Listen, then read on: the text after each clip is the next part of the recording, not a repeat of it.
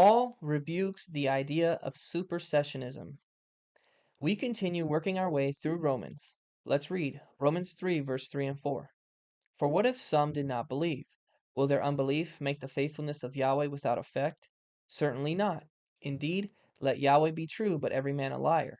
As it is written, that you, Yahweh, may be justified in your words, and may overcome when you are judged. First of all, what is supersessionism? Supersessionism, also known as replacement theology, is a core Sunday Christian belief that the people of Israel found in the Torah were unfaithful to Yahweh. So now Yahweh has decided to replace Israel with a new body of believers known as the Gentile Christian Church. Supersessionism teaches that the New Covenant and New Testament through Yeshua Messiah has replaced the Old Testament, mainly the Mosaic Covenant. This doctrine contributes to the concept that we believers in Yeshua no longer are required to keep the Torah. However, Paul rebukes the concept of Israel being replaced.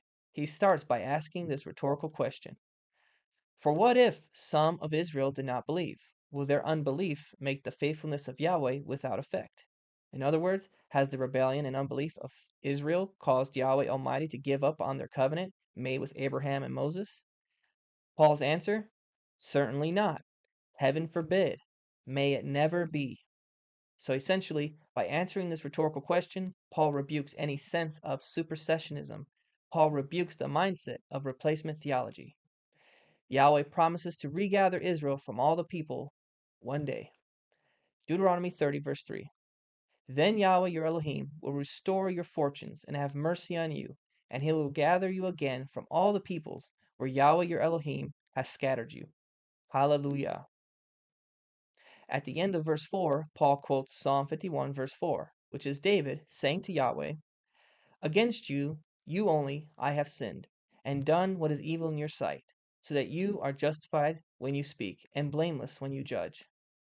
Paul quotes Psalm 51, verse 4 to support his thesis, and reinforce the principle that even if man falls short on keeping the covenant, Yahweh stands blameless and is faithful to the covenants made with Abraham and Moses, which are for an eternity and never to be replaced.